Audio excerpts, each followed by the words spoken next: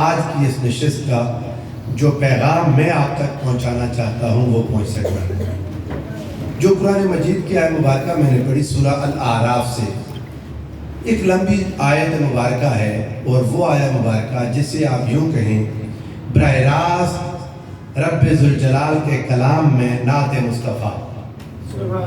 ویسے تو پورا کلام، پورا قرآن مجید حضور علیہ السلام کی شانوں میں ہے۔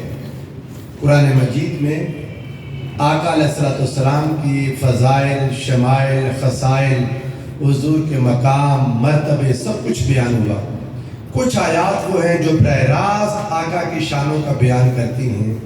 ان چند مقامات میں سے یہ ایک مقام ہے جو براہ راست رسول اللہ صلی اللہ علیہ وسلم کی نعت کہا جا سکتا ہے۔ اس کے آخری حصے میں جو پیغام ہے آج کی گفتگو میں بس وہ دے دیتا ہوں آپ کو۔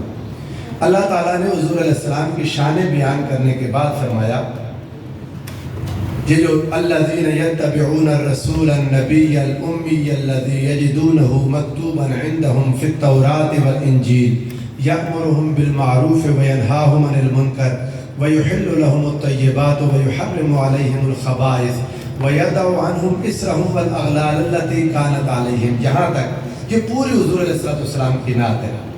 آگے ارشاد فرمایا فَالَّذِينَ آمَنُوا بِهِ وَعَزَّرُوهُ وَنَصَرُوهُ وَاتَّبَعُوا النُّورَ الَّذِي أُنزِلَ مَعَهُ۔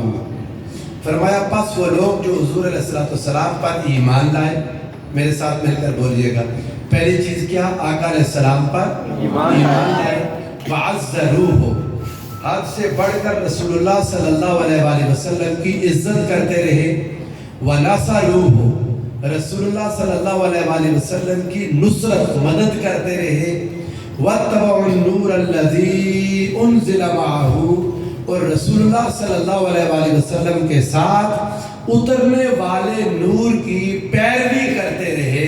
فرمایا اولئک هم المفلحون، یہ وہ لوگ ہیں جو کامیابی پانے والے ہیں، فلاح پانے والے، کامیاب ہونے والے۔ کامیاب ہونے والے لوگوں کی 4 نشانیاں بیان کی۔ کتنی بولیے؟ 4۔ اب یہ آپ نے یاد کرنی ہے، چونکہ ان کو یاد کر کے آپ اپنی زندگی میں ان کو ایڈاپٹ کر کے، اپنے اندر ان کو پیدا کر کے اپنی آئندہ کی زندگی میں وہ عمل کر سکیں، ایسے زندگی گزار سکیں کہ کل رب العزت ہمیں فلاح اور کامیابی کا سرٹیفکیٹ عطا کر دے۔ وہ 4 کیا ہیں؟ ایمان، ادب مصطفیٰ، اس کے بعد نصرت مصطفیٰ، اور چوتھی چیز اتباع مصطفیٰ۔ یہ 4 چیزیں ہیں، ان کو یاد رکھیے گا، ایمان، ادب، نصرت اور اتباع۔ اگر میں آپ سے پوچھوں تو بتا دیں کہ بولیں، آپ اسٹوڈنٹس ہیں، 4 چیزیں یاد رکھنی ہیں، ایمان، بولیں ایمان، ادب، نصرت اور چوتھی چیز اتباع۔ یہ 4 چیزیں ہیں۔ آپ کی آسانی کے لیے ان 4 کو بائفرکیٹ کر دیتا ہوں۔ ان 4 کو بائفرکیشن سمجھتے ہیں کیا ہوتی ہے؟ بائفرکیٹ کرنا کہتے ہیں to divide something into 2 equal parts, کسی بھی چیز کو 2 برابر حصوں میں تقسیم کر دینا۔ اب یہ 4 ہیں تو ان کو 2 کر دیں۔ ممکن نہیں ہوتا اللہ رب العزت 4 چیزیں کہیں اور ہم 2 کر دیں، لیکن جہاں اجازت مل سکتی ہے وہ میں آپ کو بتاؤں گا کیسے آسانی ہوئی میرے لیے، میں ان کو کیسے بائفرکیٹ کر سکا، میں نے ان کو 2 میں ڈیوائڈ کیسے کر دیا۔ حقیقت یہ ہے کہ ایمان اور ادب یہ ایک حقیقت کے ساتھ منسلک ہیں، نصرت اور اتباع ایک دوسری حقیقت کے ساتھ جڑے ہوئے ہیں۔ ایمان اور ادب کا تعلق ایک حقیقت سے ہے، نصرت اور اتباع کا تعلق ایک دوسری حقیقت سے ہے۔ سو 2 پہلے ایمان اور ادب یہ ایک کر دیا، ایک حقیقت کے ساتھ جڑے ہونے کی وجہ سے۔ نصرت اور اتباع ایک دوسری حقیقت سے جڑے ہونے کی وجہ سے ان کو دوسرا حصہ کر دیا۔ سو آپ یوں سمجھ لیں، ان کو اگر برابر 2 حصوں میں تقسیم کر دیا تو ایمان و ادب ایک کر دیا، ایمان اور ادب بولیے ایک، نصرت اور اتباع دوسرا حصہ، ٹھیک ہے؟ اب یہ 2 ہو گئے۔ اب ان دونوں کو ہم نے ان 4 کو 2 کیسے کیا میں بتاؤں۔ وہ کون سی 2 حقیقتیں ہیں جن کے ساتھ ان کا تعلق ہے؟ 2 حقیقتوں سے جڑے ہونے کی وجہ سے ہم نے 4 کو 2 کر دیا۔ ایمان اور ادب کا تعلق، ایمان اور ادب کا تعلق ذات مصطفیٰ سے ہے۔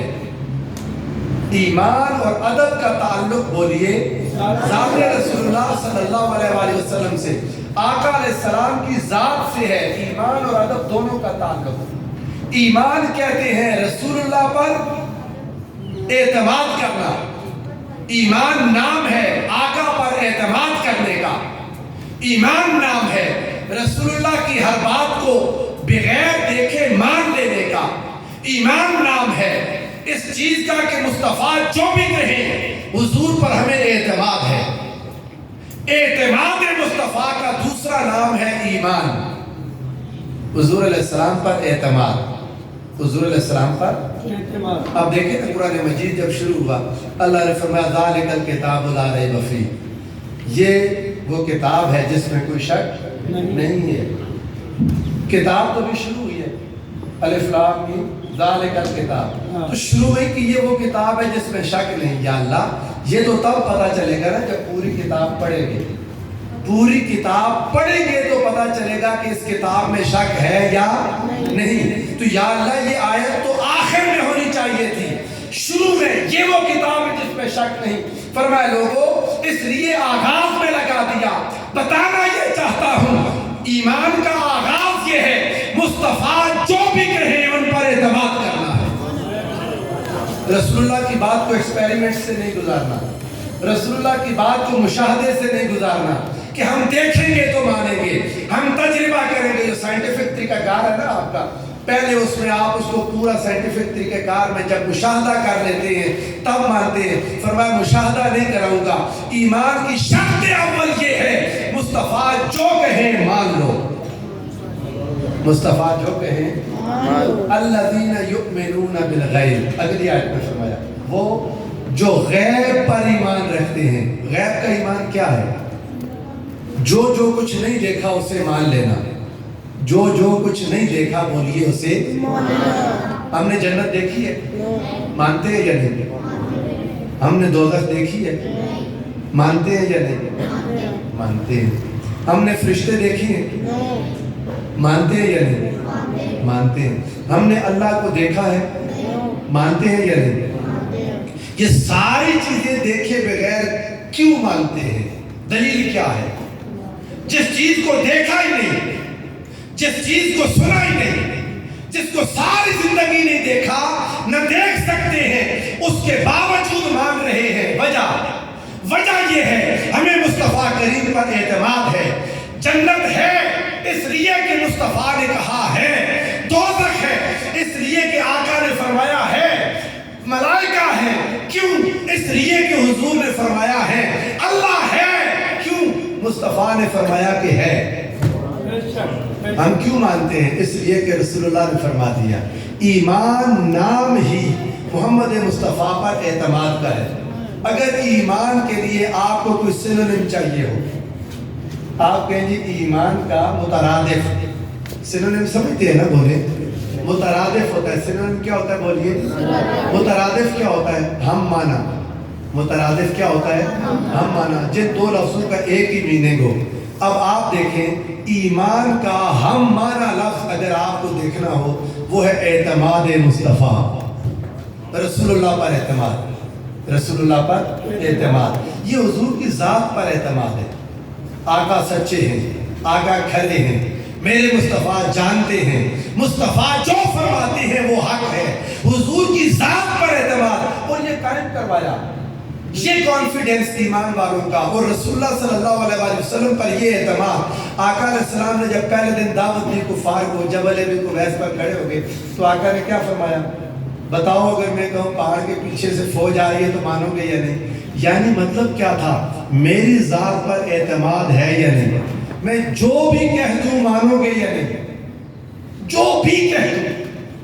اب ہم نے اللہ کو جانا مصطفیٰ سے سن کر، ملائکہ کو جانا مصطفیٰ سے سن کر، جنت دوزخ کو جانا آقا دو جہاں سے سن کر۔ اگر آپ سے کوئی کہے، چلے ایک سوال کھڑا کر لیتے، کوئی کہے ہم نے قرآن پاک سے پڑھا ہے تو ہم مانتے ہیں، کوئی کہہ سکتا ہے نا کہ ہم نے جنت دوزخ ملائکہ اللہ ہم قرآن سے پڑھ کر مانتے ہیں؟ کوئی کہہ سکتا ہے یا نہیں؟ بولے کہہ سکتا ہے. کوئی بندہ کوئی بھی آپ سے اعتراض کر دے تو اس کا جواب یہ ہے کہ ہمیں یہ کیسے پتا چلا کہ یہ قرآن ہے؟ بولے قرآن کا کیسے پتا چلا کہ یہ قرآن ہے؟ قرآن اترتا تھا، رسول اللہ پر آیات اترتی تھی، فرشتے کو آتا کسی نے نہیں دیکھا، قرآن کو اترتا کسی نے نہیں دیکھا. آقا بولتے تھے، لوگ پوچھتے تھے آقا کیا ہے؟ حضور فرماتے قرآن ہے. لوگ قرآن کو بھی قرآن رسول اللہ سے سن کے مانتے ہیں. قرآن کا قرآن ہونا تو خود حضور کے بتانے کا محتاج ہے. قرآن کا قرآن ہونا حضور کے بولیے بتانے کا محتاج ہے. تو مقصد یہ ہے کہ ایمان کا تعلق حضور کی ذات سے ہے. ایمان کا تعلق حضور کی ذات، ادب کا تعلق بھی حضور کی ذات سے ہے. آقا کا ادب. ایک بات آپ کو بتاؤں، ایمان جب انسان کلمہ پڑھتا ہے تو انسان کے ہاتھ میں ایمان کا بیج آ جاتا ہے. اقرار باللسان و تصدیق بالقلب، یہ ایمان کا بیج ہے، ایمان نہیں ہے. قرآن کہتا ہے قالت الاعراب آمنا قل لم تؤمنوا ولکن قولوا اسلمنا. ایمان کلمہ پڑھتے ہی نہیں ہو جاتا، ایمان کا بیج مل جاتا ہے. یہ ایمان کا بیج پھلتا پھولتا، ہر بیج کے پھلنے پھولنے کے لیے کوئی خاص انوائرمنٹ چاہیے ہوتا ہے، خاص سوئل چاہیے ہوتی ہے. ہر بیج ہر موسم ہر مٹی میں پھلتا پھولتا نہیں ہے، ایک خاص ماحول چاہیے ہوتا ہے. اور ایمان کے پودے کو پھولنے کے لیے، پھلنے کے لیے، بڑھنے کے لیے، نشو و نما کے لیے ادب مصطفیٰ کا ماحول چاہیے ہوتا ہے. جب تک حضور کا ادب نہ ہو ایمان نہیں بڑھتا. ایمان اور ادب کا تعلق آقا کی ذات سے ہے. ایمان اور ادب کا تعلق بولیے ذات سے. رسول اللہ کا جسم مبارک، آقا کا جسد اقدس، حضور کا سراپا اقدس، آقا کا سراپا اقدس. اور نصرت کیسے کہتے ہیں؟ دین کی نصرت. رسول اللہ کی مدد کیسے ہوگی؟ علم حاصل کریں، آقا علیہ السلام کے دین کو مضبوط کریں، دین کو آگے پھیلائیں، دین پر محنت کریں. یہ نصرت ہے. یہ بولیے علم. اس کا دوسرا نام، نصرت کا دوسرا نام رکھیں. نصرت دین کا دوسرا نام ہے علم. نصرت دین کا دوسرا نام کیا ہے؟ بولیے علم. جاہل نہیں کر سکتا نصرت دین، علم. اور پھر وَاتَّبَعُوا النُّورَ الَّذِي أُنزِلَ مَعَهُ، اس کا اتباع. اس کا خلاصہ کیا ہے؟ بولیے اتباع، قرآن کی پیروی کرنا. اس کو اگر دوسرا نام دینا چاہیں آپ کی آسانی کے لیے تو عمل. علم اور عمل. پہلی دو چیزیں ایمان اور ادب، دوسری دو چیزیں علم اور عمل. ایمان اور ادب کا تعلق آقا کی ذات سے ہے، علم اور عمل کا تعلق رسول اللہ کی تعلیمات سے ہے. سبحان اللہ. اب یہ بات بہت لوگوں کو نہیں سمجھ آتی. وہ کہتے ہیں جی اتباع ہی محبت ہے. اتباع کا تعلق حضور کی سیرت سے ہے. اتباع کا تعلق حضور کی سیرت سے ہے. محبت کا تعلق حضور کی صورت سے ہے. محبت کا تعلق آقا کی صورت سے. محبت میرے مصطفیٰ کی ذات سے ہے، محبت محمد سے ہے، اتباع رسول اللہ کی سیرت کی ہے. اب یہ جو آپ کلمہ پڑھتے ہیں محمد الرسول اللہ، لا الہ الا اللہ محمد الرسول اللہ. محمد حضور کی ذات ہے، رسول اللہ حضور کا عہدہ ہے. محمد میں حسن ہے، رسول اللہ میں تعلیمات ہیں. حسن سے محبت ہے، تعلیمات کی پیروی ہے. لقد کان لکم فی رسول اللہ اسوۃ حسنہ. یہ بات سمجھنے والی ہے. ذات سے محبت کا پتہ کیسے چلے گا؟ کوئی کہے نماز روزہ حج زکات، اسے کہے نہیں، یہ سیرت کی اتباع ہے. اس کا تعلق تعلیمات سے ہے. اگر آپ سے کوئی کہے صدقہ زکات خیرات، اس سے محبت کا پتہ، اسے کہے نہیں. اس سے پتہ چلے گا اتباع اور عمل کا، علم اور عمل کا. آپ سے کوئی کہے غریبوں کی مدد کرنا، والدین کے ساتھ اس میں سلوک کرنا، نیکی پھیلانا، دعوت دینا، تبلیغ کرنا، اسے کہیں یہ ذات سے تعلق نہیں ہے، یہ تعلق تعلیمات سے ہے. ذات سے تعلق کا کب پتہ چلے گا؟ ذات سے تعلق کا پتہ تب چلے گا جب آقا سے محبت کرتا ہوگا. محبت کا پتہ کب چلے گا؟ جب ہر وقت ذکر کرتا ہوگا، جب ان کی یاد میں روتا ہوگا، جب ان کی نعتیں پڑھتا ہوگا، جب ان کو یاد کر کے ہر وقت حضور کی یاد میں روتا رہے. میں سو جاؤں یا مصطفیٰ کہتے کھلے آنکھ صلی علی جاگے حضور کی یاد میں سوئے, میرے مصطفیٰ پر ہمہ وقت درود پڑے, حضور سے ملنے کی خواہش کرے, آقا کے قریب جانے کی تمنا کرے. میرے مصطفیٰ کی محبت انسان کے دل میں ہر وقت ایک الاؤ کی طرح جلتی رہے. انسان محبت مصطفیٰ میں صبح و شام گم رہے, حضور کی خوشی میں خوش ہو, آقا کے دکھ میں دکھی ہو. محبت یہ ہے کہ ان کو ہر وقت یاد کرے. یاد کی ایک صورت ہے یہ جو آپ نے نعتیں پڑھی ہیں. شعر و شاعری کوئی انسان اپنے محبوب کے لیے کرتا ہے نا, بولے نبی علیہ السلام کے لیے کوئی شاعری کرے تو وہ نعت بن جاتی ہے, نبی کریم کے لیے شاعری کرے تو بولے نعت بن جاتی ہے. محبت انسان کو محبوب کے ساتھ وصل کی تڑپ دیتی ہے. وصل ملنا چاہتا ہے محبوب سے, بولیے ملنا چاہتا ہے, محبوب کا قرب چاہتا ہے, محبوب کا دیدار چاہتا ہے, محبوب کو دیکھنا چاہتا ہے, محبوب سے ملنا چاہتا ہے. اس کے لیے مدینے جاتا ہے, ہائے ہائے ہائے, اس کے لیے اپنے دل کو مدینہ بناتا ہے, اپنے دل کو محبوب کا مسکن بناتا ہے, اپنے دل کو محبوب کی یاد کے لیے دن رات روتا ہے. یہ دن رات اپنے محبوب کی محفل میں بیٹھنا, نعتیں سنے تو تنگی نہ ہو, نعتیں سنے تو دل خوش ہو جائے, ہر وقت محبوب کی شانیں بیان کرے, ہر وقت محبوب کی تعریف کرے, ہر وقت محبوب کی باتیں کرے, تعلیمات کی نہیں. بات سمجھ لیں, اگر کوئی انسان کہے جی میں نماز روزہ حج زکات کی بات کر رہا ہوں تو یہ تو محبوب کی بات ہے, یہ محبوب کی تعلیمات کی بات ہے. یہ محبوب کی بولیے وقت ہوتا میرے پاس تو میں آپ کو یہ بات سمجھاتا. اگر وقت ہوتا تعلیمات پر عمل کرنے والا ممکن ہے محبت نہ کرتا ہوگا. سر آپ 10 منٹ اور تعلیمات پر عمل کرنے والا, بولے تعلیمات پر عمل کرنے والا ممکن ہے. یہ بات امکان میں رکھی میں نے, پوسیبلٹی, دیر اے پوسیبلٹی, ممکن ہے تعلیمات پر عمل کرنے والا محبت نہ کرتا ہو. آپ کو مجھ سے پوچھے پھر عمل کیوں کرتا ہے سوال, پھر عمل کیوں کرتا ہے اگر محبت نہیں ہے؟ میرا جواب یہ ہے, عمل کرنے کے لیے, اتباع کرنے کے لیے لازمی نہیں کہ پیچھے انسینٹیو محبت ہے. قائد اعظم کے سارے اصولوں پر عمل کرتے ہیں, قائد اعظم کے قوانین پر اگر ہم عمل کریں, ان کے فرامین پر, تو یہ ضروری تو نہیں کہ ہم قائد اعظم سے محبت بھی کرتے ہوں. احترام ہو سکتا ہے کسی درجے کا, باتیں چونکہ اچھی ہیں, اتباع کے پیچھے انسینٹیو مور دین ون ہے. مثلا کوئی انسان جنت کے لیے اتباع کرے, مثلا کوئی انسان دوزخ سے بچنے کے لیے اتباع کرے, مثلا کوئی انسان مورل اوبلیگیشن کے تحت عمل کرے. آپ حضور علیہ السلام کی ساری تعلیمات پر یہود و نصارہ عمل کرتے ہیں, کیا حضور سے محبت کرتے ہیں؟ پھر عمل کیوں کرتے ہیں؟ باتیں اچھی ہیں. عمل کیوں کرتے ہیں؟ بولیے عمل ضروری نہیں آؤٹ آف لو ہو, ضروری نہیں عمل کے پیچھے جو قوت محرکہ ہے, پیچھے جو انسینٹیو ہے, لازمی نہیں ہے کہ محبت ہو. کیسے پتا چلے گا کہ یہ عمل محبت کی وجہ سے ہے یا کسی اور انسینٹیو کی وجہ سے؟ دیکھنا پڑے گا آقا علیہ السلام کا حضور کی خوشی کا وقت آئے تو خوش ہوتا ہے یا نہیں, دیکھنا پڑے گا حضور کی تعریفیں کرتا ہے یا نہیں, دیکھنا پڑے گا آقا کی نعتیں پڑھتا ہے یا نہیں, دیکھنا پڑے گا حضور کا انتظار کرتا ہے یا نہیں, دیکھنا پڑے گا مصطفیٰ مصطفیٰ محمد محمد کہتے گزر گئی. دن رات مصطفیٰ کو جو یاد کرتا ہے وہ محبت کرتا ہے. یاد کرنے کے پیچھے دوسرا کوئی انسینٹیو نہیں ہے. جو یاد کرتا ہے وجہ ایک ہی ہے, وہ محبت کرتا ہے. یاد کرنے والا.